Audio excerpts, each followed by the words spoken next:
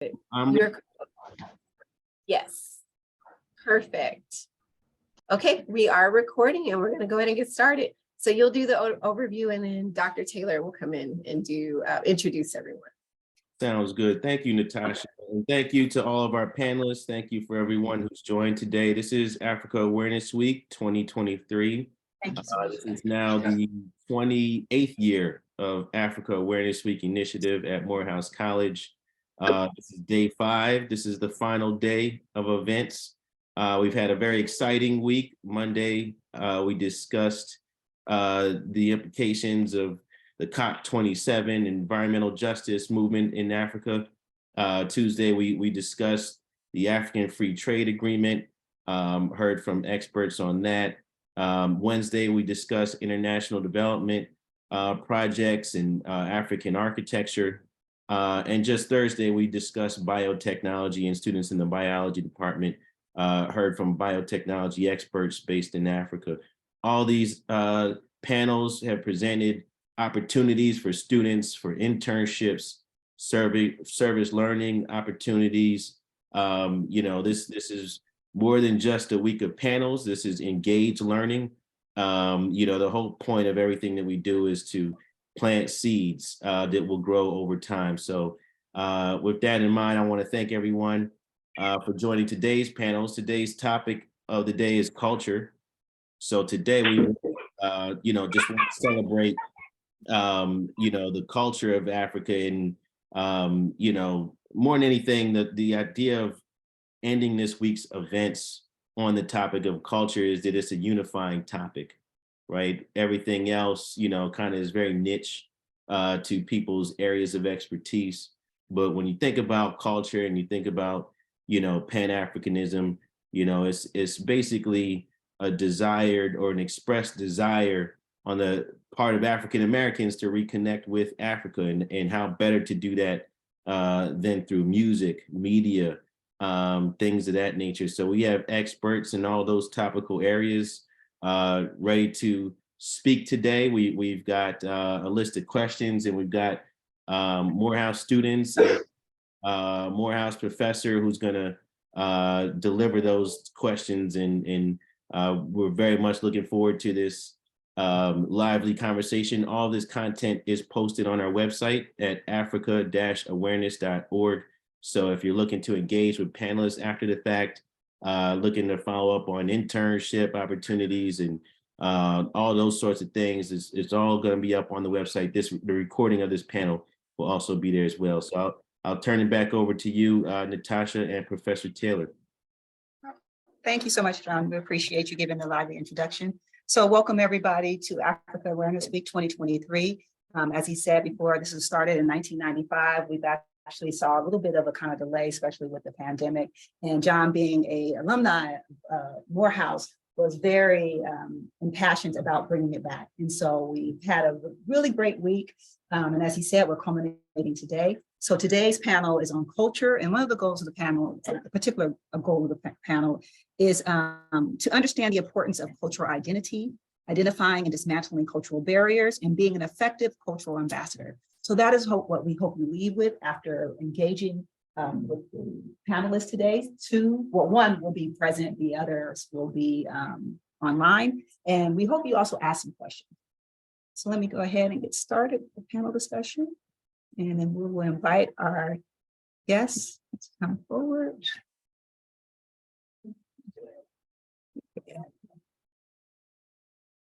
Let me share. Yeah, share. No, let me go back to sorry. Where's your there it is. And I'm gonna just share the screen. Thank you so much. Oh, yeah, go to this one. Oh, yeah, to the perfect.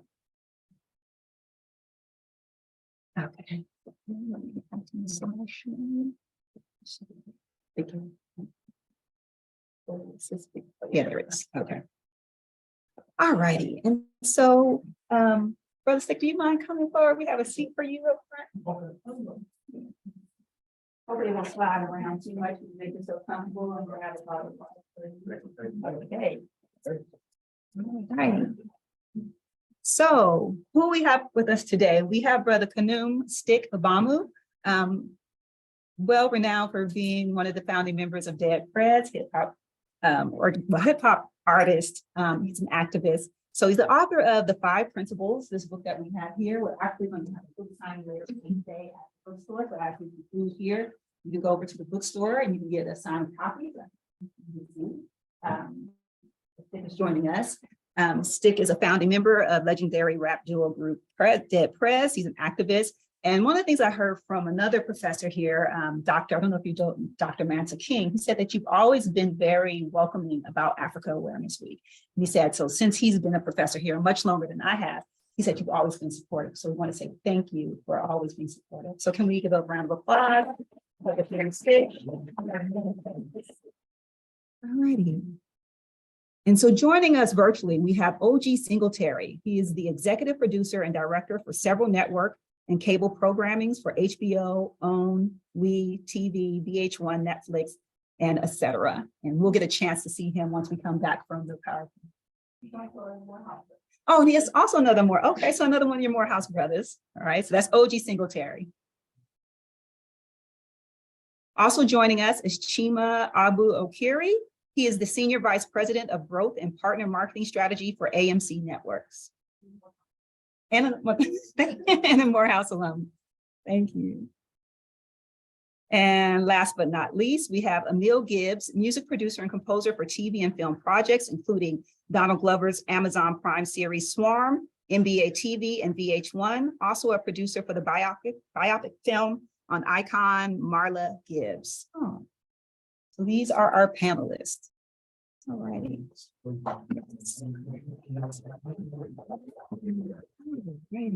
So what we're going to do is I'm going to begin with you, the first question, and afterwards I'm going to go and ask the questions to our virtual panelists. And I'm just going to, I'll do this. Okay, sorry. All right. All right. So within this theme dealing with basically culture, one of the questions that we have is, in your opinion, what are some of the cultural barriers that prohibit Black Americans from basically forming relationships in the diaspora and from really authentically connecting with Africa and with the peoples of Africa? Great question. I was giving this some thought, and I jotted down a few things that I think are right on the top. I think we got a lot of historical trauma in our community around who we are, where we're from, and you know, that it's on the DNA level, you know, that we deal with that. It's unhealed. So I think that's one of the barriers. I think stereotypes about who and what we are, and what our cultural practices mean and don't mean. I think cultural differences. You know, Africa's not a monolithic place. By different points of view. You know, when it comes to Pan-Africanism, some of the critics of it say that people say everything Black ain't Black. You know what I'm saying? So though we want that Pan-African unity in spirit, everything Black don't be for Black folks sometimes. So I think ignorance and miseducation, you know, like you just don't know. Sometimes we don't, everybody's agenda don't always be for the people. And lastly, I jotted down the Western influence, you know, just on our psyche. You know what I mean? Like how we can frame everything from the U.S. educational system perspective. I think that get in the way of us really connecting. Thank you so much. Many of the students that's joining us today, some of them, the course that they're taking with me is the family class and it's a sociology class. And one of the things that we understand is that culture is like gives us meaning. So what you're saying touches upon that, like how we know ourselves, how we know other people is filtered through media, it's filtered through education, and like you said, the stereotypes. So thank you so much. Right. So I'm going to go ahead and ask the same question to our panelists. Chima, I'm going to go ahead and start with you, and if you don't mind unmuting yourself. And I'll repeat the question for you. The question is, in your opinion, what are some of the cultural barriers that are prohibiting Black Americans and African descent people from connecting and from authentically connecting with Africa?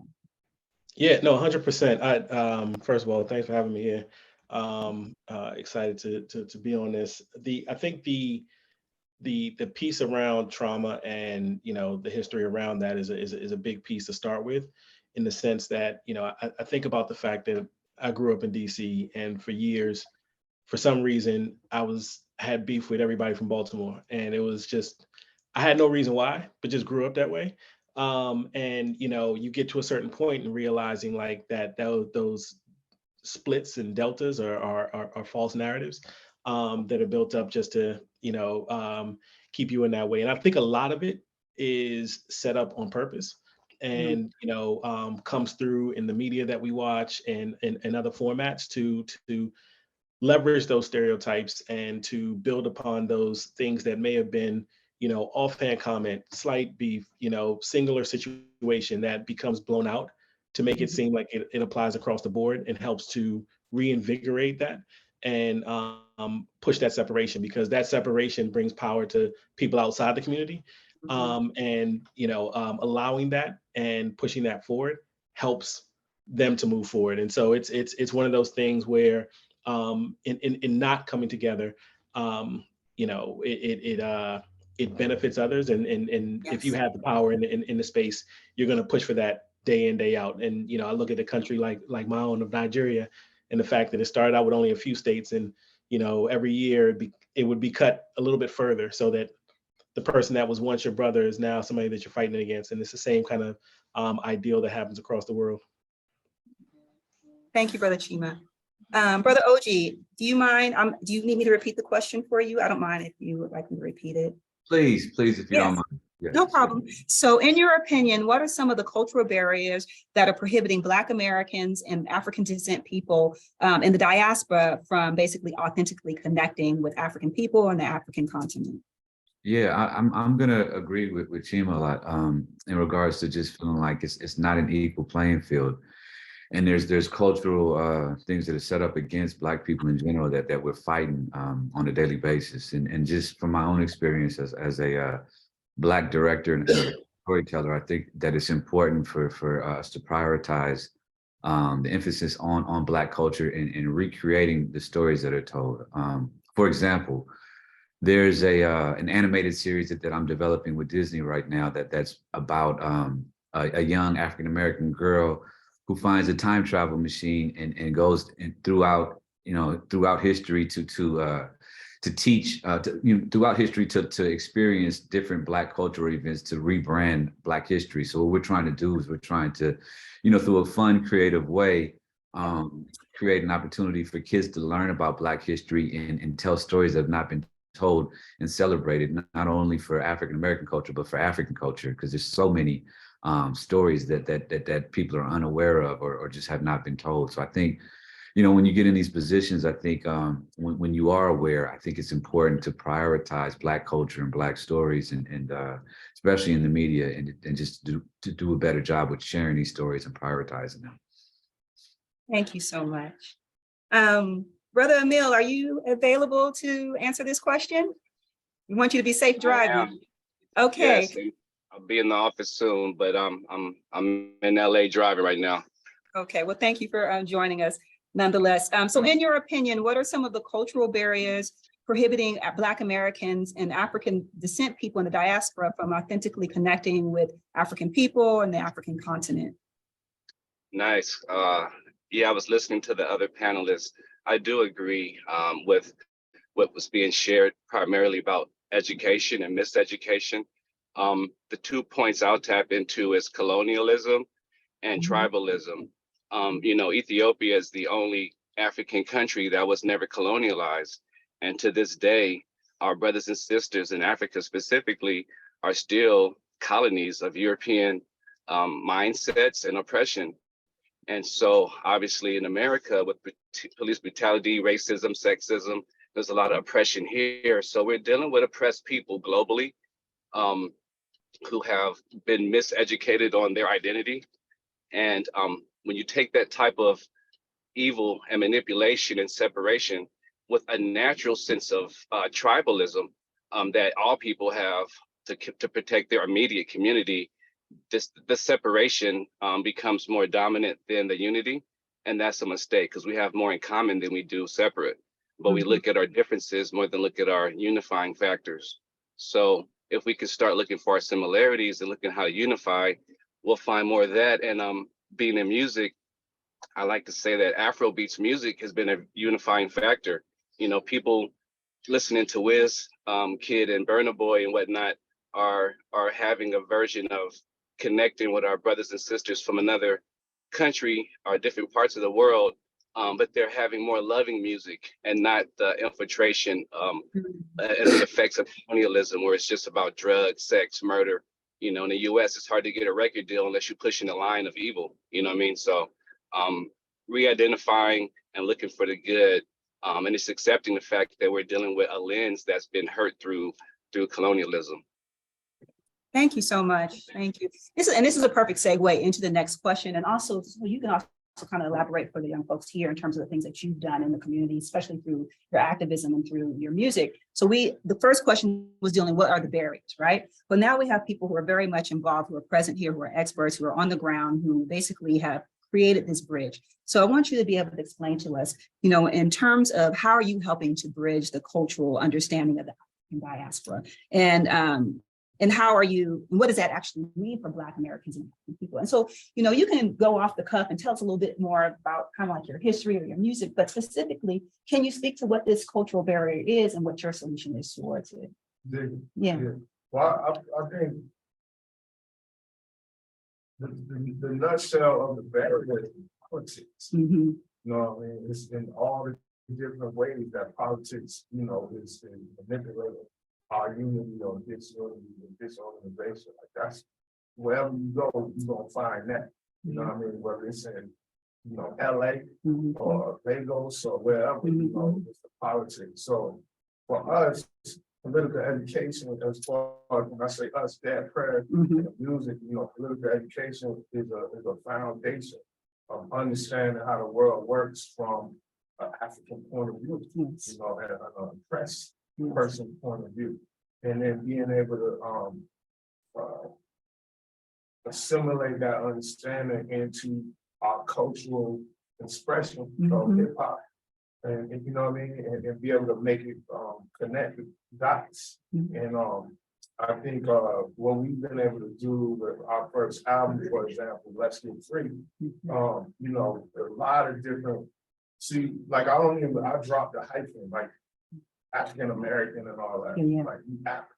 Yes. You know what I mean? So first off, that's the connection. And you know, we may have different experiences in certain ways, but that don't fundamentally change who we are. You know what I mean? So so we wanted to express that in the music in a way that I'm an African, you know, that's our anthem. You know, we wanted to talk about that connection between the experience in the hood over here, and, you know, and Steve Biko's experience. You know, we our cover of our album was the Soweto Uprising.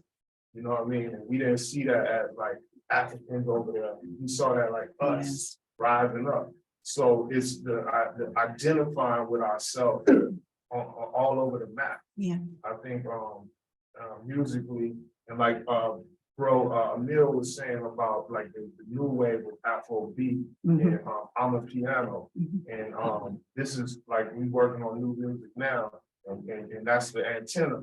It's like what I love the fact that Amapiano and things like that are connecting us everywhere, from Brazil to Brooklyn. People is that vibe because it's that vibe. So I think you know, a lot of the work that we do is centered around being African. You know what I mean? Like, you know, being it, living it, learning about different cultures, practicing, you know, setting up your ancestral altars. You know, the healing and herbal medicines of our people, all these everyday little things, you know, staying healthy. You know, this is our cultural roots, and you know, growing our blocks. and being natural and, you know, all these kinds of things, I think, as a cultural unit, we try to embody that, you know, let it speak for itself. Thank you so much. Powerful. Thank you so much. Brother Chima, I'm going to ask you the similar question. You know, we've talked about some of the barriers, but right now we're going to reflect upon the ways in that we can bridge in terms of this culture, the cultural gap between the African people and the diaspora. And you can also speak a little bit to the work that you do with regards to explaining also how we can build the meaning to help Africans and African people of the diaspora connect.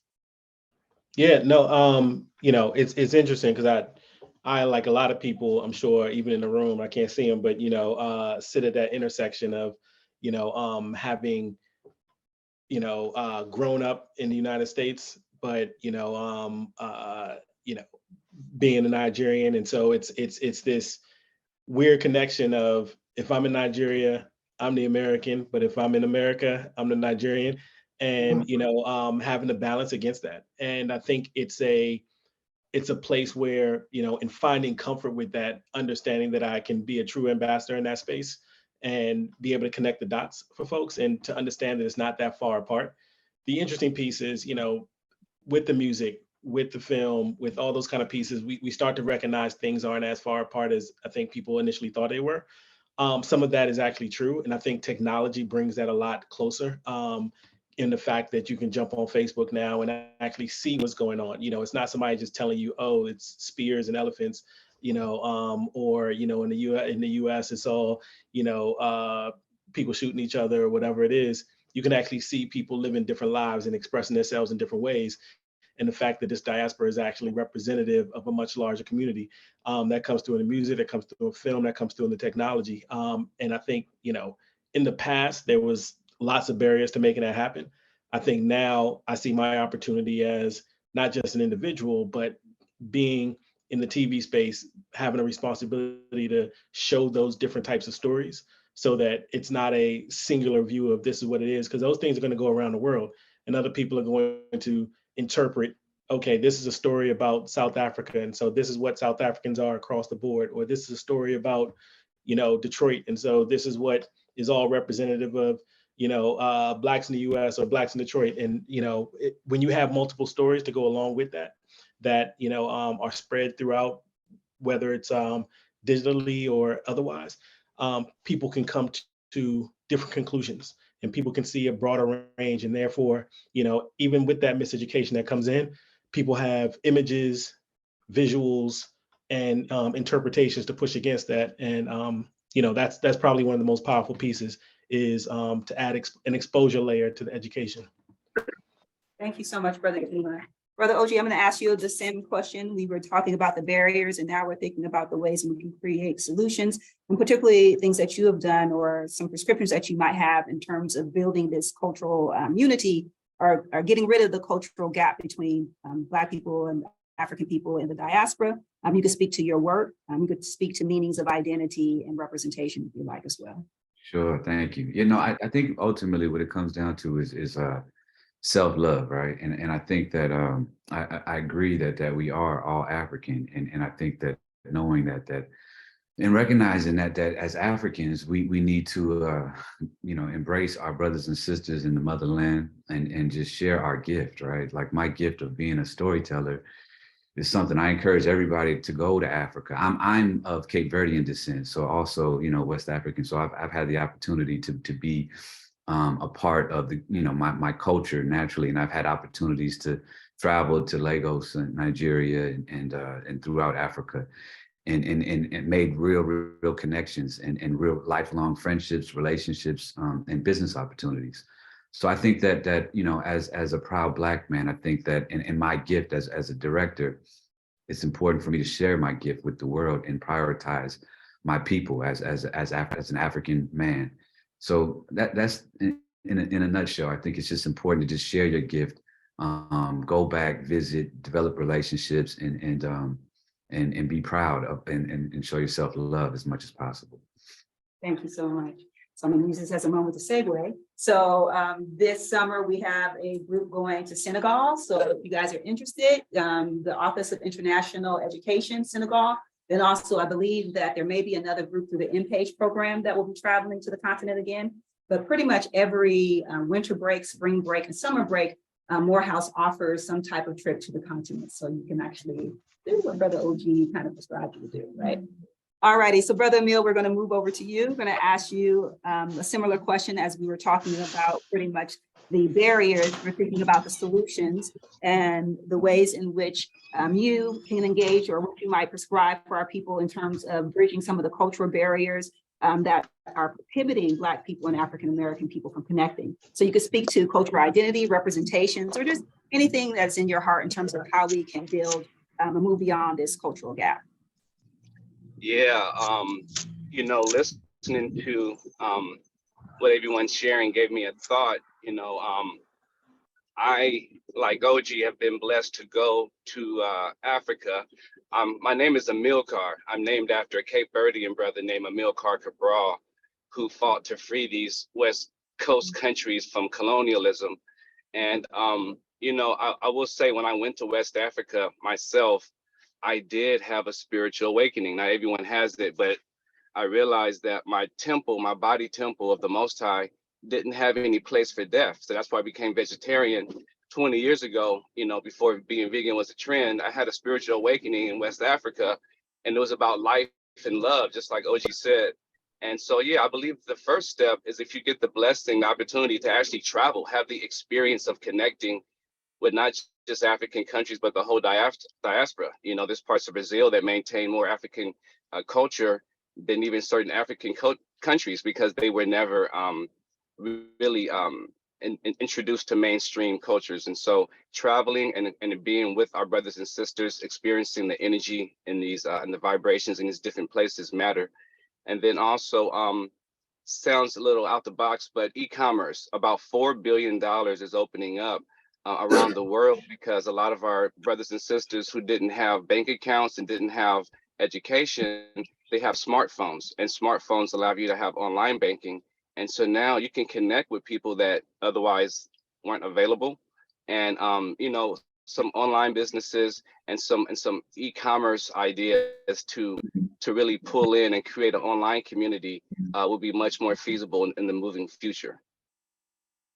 Thank you so much. And we actually had a panel that was in e-com, and even our panel that was in architecture talked about trade and connecting and investing, but also not investing from a place of being exploited, but in terms of community building, right?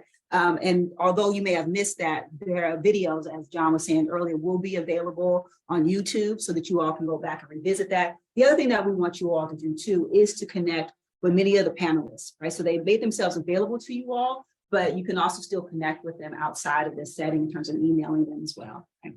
So right now I'm going to take a pause from the questions that we have prepared to give you all, the audience, the students, folks, a chance to ask questions. You can direct them at everybody in the panel. If you want to direct them at certain people, you're welcome to do so. Hi, my name is Cruz Duarte. I'm a senior English major from Flint, Michigan, as well as a reporting and mixing engineer. My question is, how do we engage and find that community ethically, as well as without appropriating in a lot of ways, especially if you don't have that direct linkage? You want to start? That's a great question. And definitely no authority on that, but that's a good question. You know, how to connect with our roots, and when we cut off, you don't know. Yeah. You know what I mean? And you know,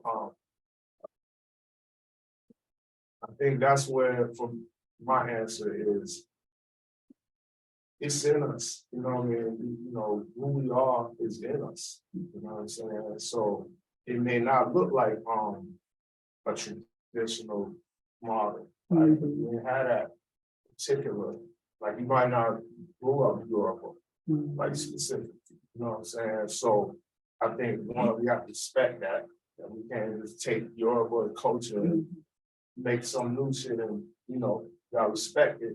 But I think we just the nature of being our particular historical journey on this in this country puts us in a position where we gotta be Pan-African. You know what I mean? We gotta pull from different things that resonate with us. and an attempt to respect it in a way that we live in the principles. You know, I think there's different languages, there's different customs and stuff like that, but the principles is pretty solid throughout. And I think identifying those kind of, in study, we identify principles within all type of African cultures, you know, like a respect for nature, you know, like keeping a relationship with our ancestors. You know, Ubuntu, just like us, is what, you know, what we doing. You know what I mean? Like all that kind of, that spirit, that's African before you put a name on it, before you divide it by a border. Because all these borders at some point was invented by somebody for they to live anyway. You know, we were even the word Africa. You know what I mean? Even that. We didn't call it Africa. You know what I mean? So like it's who are we before these conventions? That's the African part that I think we can live through. Thank you so much. That was a really great question. Did you all hear the question? Would anybody else like to engage the question asked by the student? Do you need me to repeat? Do you need him to repeat the question? Were you able to hear it? Could you repeat it, please? Do you mind repeating? Yeah. Can you come a little closer so they can hear it? Sorry, Cruz. Yeah, thank you, Cruz.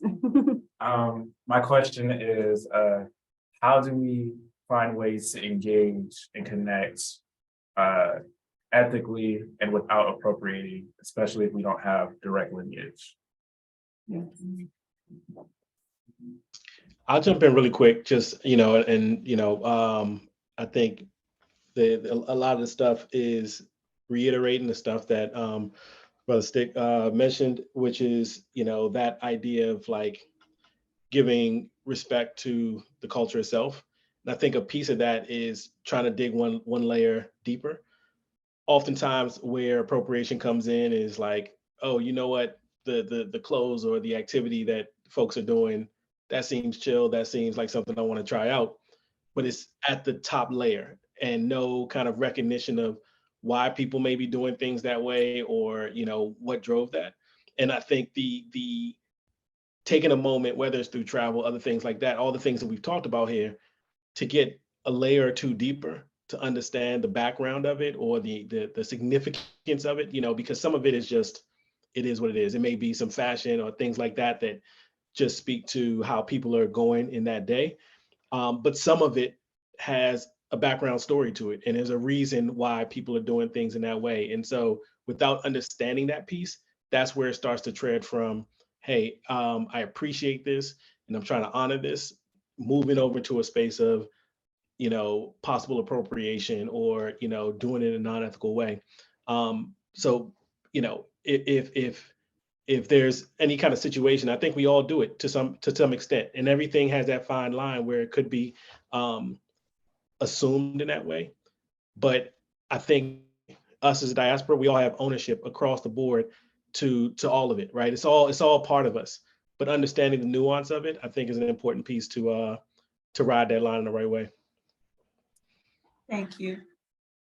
Any other panelists want to address the question as well?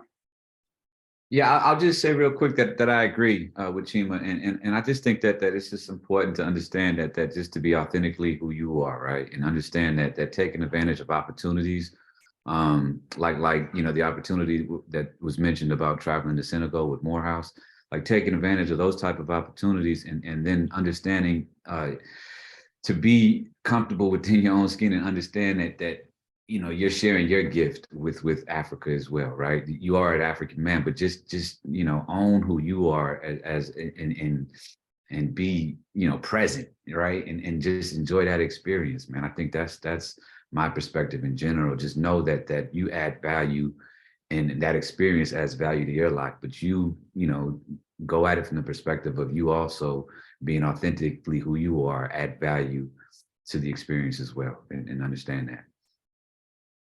Thank Yes. you. Can I add Yeah, on? please do. Also, like culture, especially African culture, Mhm. is a living thing. You know what I mean? It's not meant to be like, you know, 10,000 years ago, you did this.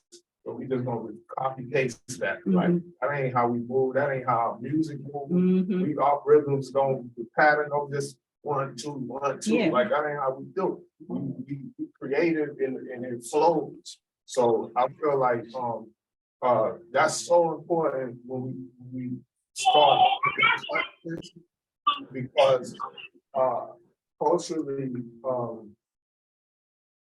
there's tradition and then there's creativity. Yes. You know what I'm saying? And you know, you cannot have African culture without creativity. That's right. Of course, it's traditional, Mhm. but it's just as creative. So I think young folks should feel empowered to bring something not necessarily new, but something that feels original. You know what I mean? Right now in 2023. You know what I mean? You know, MHOTEP ain't have a smartphone. Mhm. You know what I mean? So, but you were African that thing. Mhm. You know what I'm saying? So That's a great point. We had a speaker last night at our induction ceremony. And one of the things that he was talking about was his abolitionist mindset, right? And this abolitionist mindset in terms of dealing with oppression. But one of the things that he placed an emphasis on was creativity and art and the ability to be imaginative. Because one of the things, if you're dealing with a world that's been constructed for you and defined for you, how do you know how to get out of that? It is through that creativity. And pretty much what you all have also talked about in terms of connecting to the spirit, connecting to the earth, to the nature. But it's like you had that creative mind to move beyond that, right? Dare to dream. When we talk about surrealism and Afrofuturism, that's what it is, right? So thank you so much. I mean, I know Mark was at the speech last night. So it's like these things are coming up that are echoing. Thank you. Go ahead. I'll get a couple of things. Go ahead. Cheryl Johnson. I'll say I was blessed at 19 to go to Africa the first time, study abroad program, and I was placed in Kenya at a very turbulent moment in history. And it was not a good experience. I will tell anyone that. Yeah.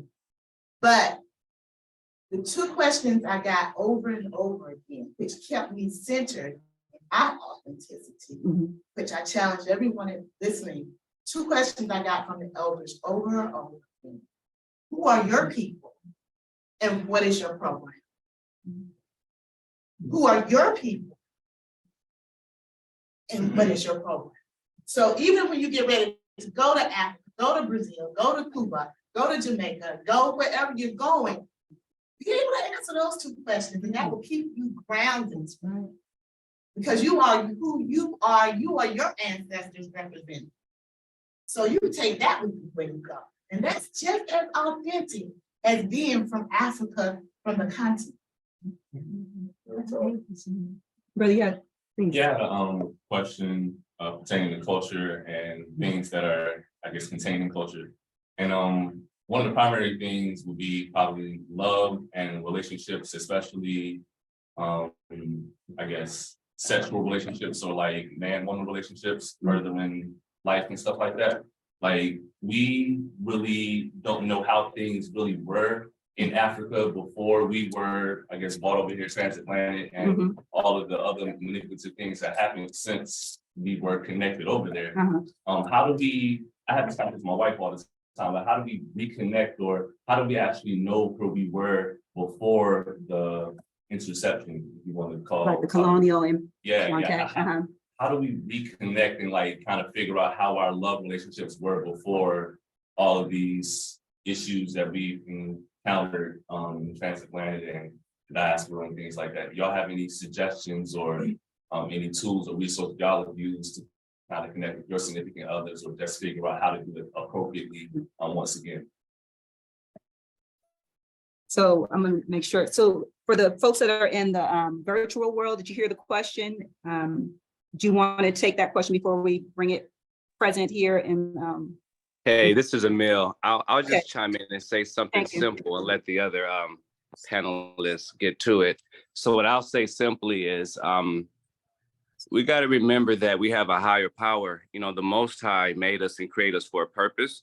So as we embark on reconnecting with ourselves and our brethren and sistren, I suggest we pray and not try to do what we think is smart, but to say thy will be done, and do your best to ask for guidance on the next indicated step as we unify and let love conquer true love, not that separation. So that's my thing. Whatever you do, start with prayer. thank you. Anybody else? And I'm going to pose this to my students because they're actually coming from my class, The Family, and we actually reading some books talking about the spirit of intimacy. So we've kind of discussed this to a certain extent. We've engaged in some activities. So do you all want to share your opinions, your perspective, anything that we've actually discussed in class? All right, am I putting y'all on the spot? This is the moment. We'll give y'all a moment. Huh? You go ahead. Thank you, Damari. Yeah, I would say for me, reading the book, The Spirit of Intimacy, Mhm. and talking about the Gara, The Gara people. Mhm. Gara people in the Mhm. culture. And when it came to intimacy, when it came to relationship and how it was communal based, Mhm. like there was a community pretty much like when you're married, you're pretty much married to the whole community too, you know, so there's that accountability aspect to it. And I believe now because we are in this westernized culture, Mhm. you don't have those accountability communities.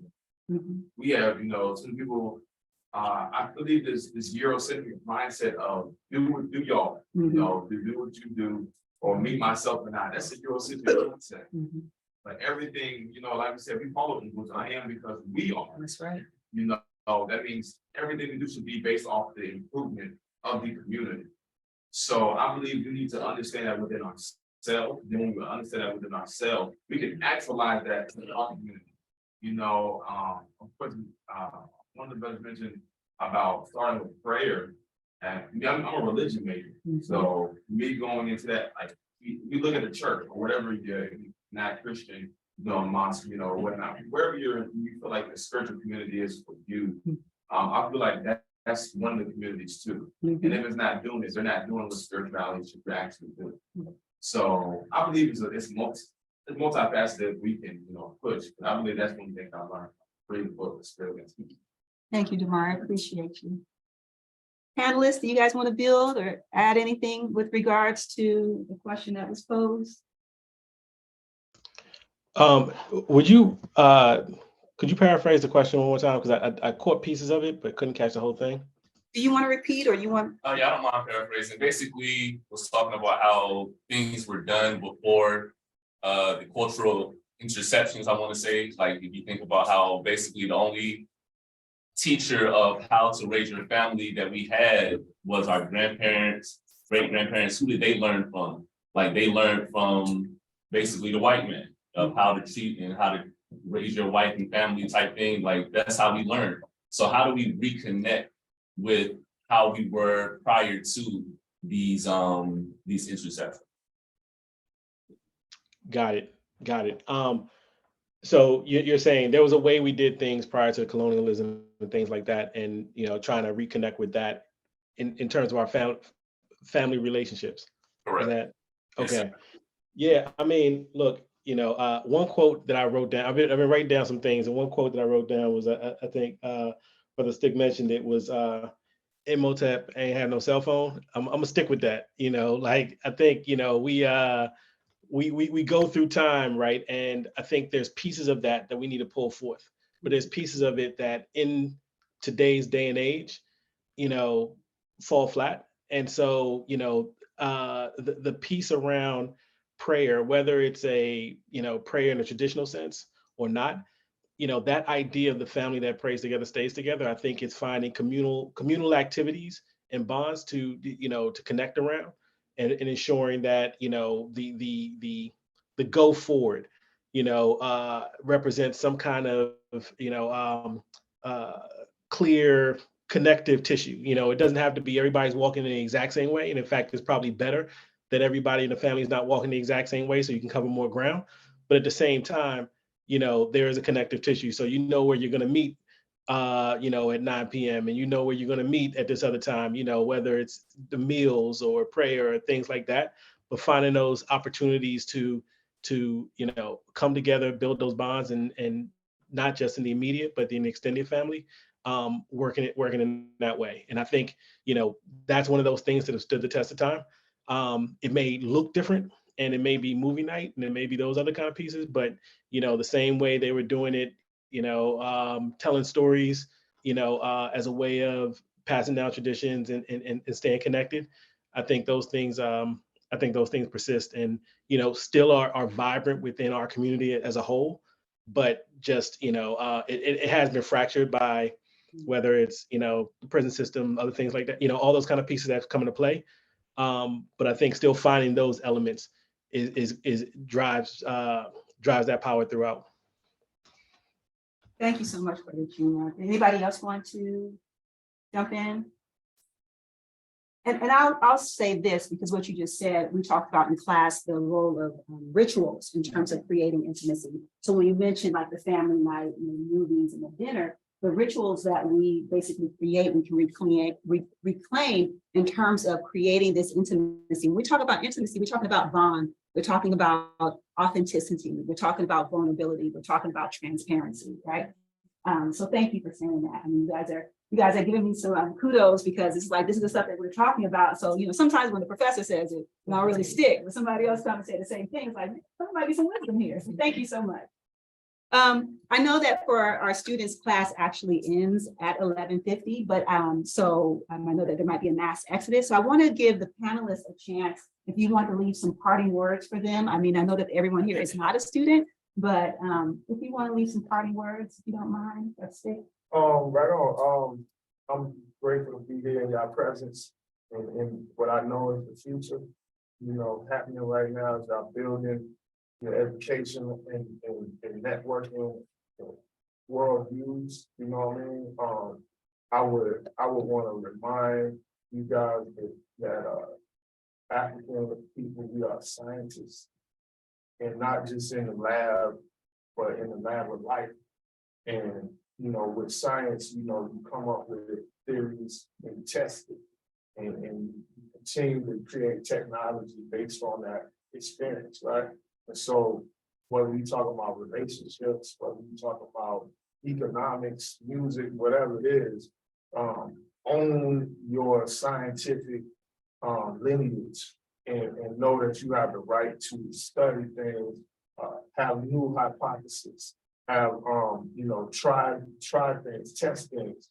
It ain't no one way, it ain't no one set way, but it's about having a reference point that is solid and based in something real, and then being flexible and moving with that, as people, so we can actually solve things instead of just playing the same game over and over and over, which we see where we end up, the same stuff over and over.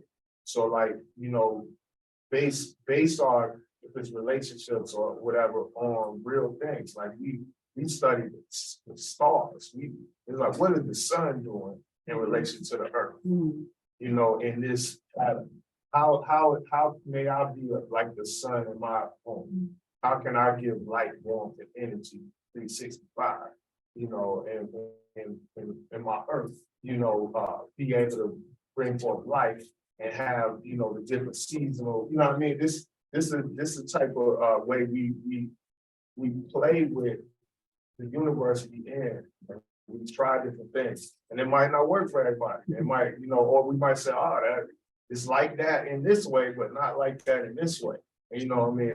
And we have to say, well, let that go at that time, but keep, but I want to encourage you guys just to own your right and responsibility to test new theories, test it out.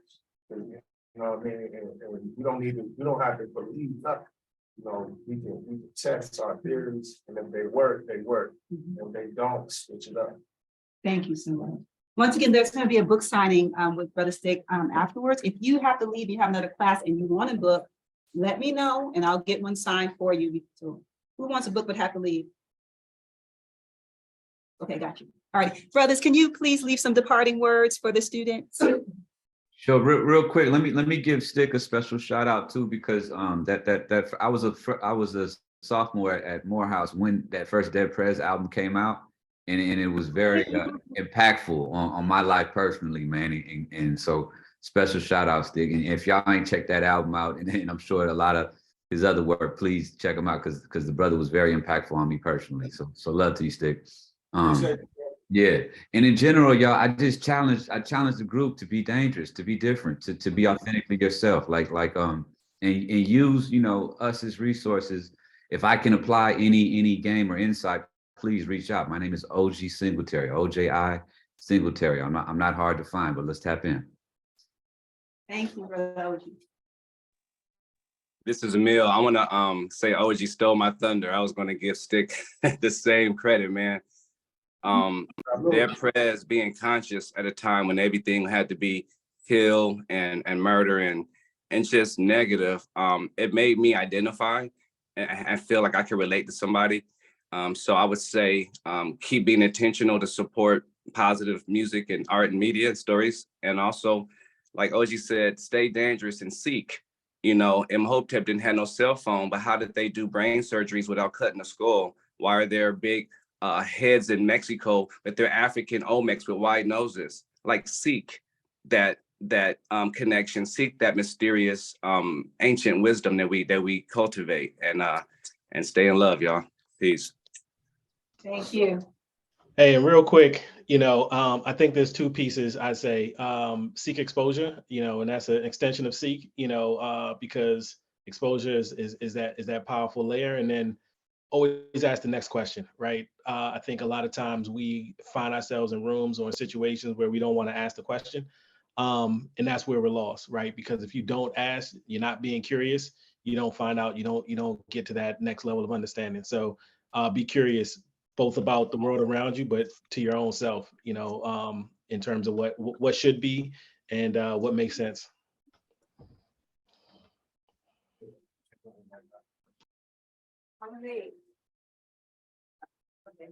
I know Dr. Taylor had to step out for just a second. So any last, oh, you want to, okay. I know you had to step out. And I think I want to just make sure, I know that some students have to leave, but I want to see if there were any questions in the, yeah, so there were a few questions that were in the virtual. And so if the students have to leave, you're welcome to do so. If you don't mind, we'll post some of the virtual questions for you all. Once again, there's going to be a book signing. Thank you all for showing up. Don't forget that the book will be in the bookstore. And thank you all again. And if you're gonna stay, then I'll ask the questions that's in the Before we wrap, I know Stick Man, you've been over there sitting pretty far off camera. I wanted you to invite you to come close to the camera and say a few words. Okay. Well, and I'm also, John, there's a question in the chat, the Zoom chat, that I want to go ahead and ask. Yeah. So this question says, how do you perceive the risk that African music faces globally, not just from colonial powers, but also from artificial intelligence? So, and he said that was a question for Stic. That was the question for you. Okay. The risk that African music faces globally, not from colonial powers, but also from artificial intelligence. That's a powerful question. What are some of the risks that our music faces? Is it becomes a means of when you get paid to make music, you know, it's a danger of, you know, doing what make money, you know what I mean, as opposed to all the other powerful ways to use music. So I think that's something in terms of capitalism and imperialism, you know, that is a risk and a danger and a present existing problem, you know, in our culture, that our circumstance makes our music prostituted, you know what I mean? It makes the music a form of prostitution in a lot of ways, just for people to survive, you know? So I think that is my assessment of that risk. And then you something else you said, artificial intelligence. You know, there's, you know, online we see technology developing really fast with AI and like being able to take somebody's voice and we'll make it say do what it do. And I would challenge us to, you know, this from just my martial art experience, you know, where it's always in every disadvantage there's an advantage, right? It just, that's the nature of things, right? So the way we working on a new Dad Prez album right now. And a lot of people are worried about AI gonna come and do this and come and do that. But you gotta remember, it ain't the computer or the AI that's gonna lead the way or make the difference. It's the person who know how to use the AI that's gonna have a certain kind of advantage or disadvantage. So like the way, like where we've been using AI in the new project, for example, like I'll give you a little, just a piece. It's like imagine this. You hear the voice of Ronald Reagan, right? My fellow Americans, right? Confessing to his role in the CIA drug economy in our communities. You know what I mean? Like all the shit that we know, all the facts that you ain't never gonna come out their mouth when we speak truth to power. So we use AI to make the power speak the truth. That's right. You know what I'm saying? And just, take that technology and make like Huey P. Newton always said, definition of power is to take a phenomenon and make it act in a desired manner. You know what I'm saying? So don't be afraid of AI, wield it, you know what I mean? And use it as a weapon for what we need to get done, so. Thank you so much. What a powerful image. Well, thank you all for the folks who have joined us, but thank you definitely for being present, Brother Stic, for being here. For the panelists that are joining us virtually, Oji, Amil, somebody else leave. Oh, there you are. Thank you all for showing up and being present, for the students, for all of us. We appreciate it. This has been a really wonderful Africa Awareness Week. So we're going to conclude, and while we're concluding, if some folks want to talk to Brother Stic, thank you again.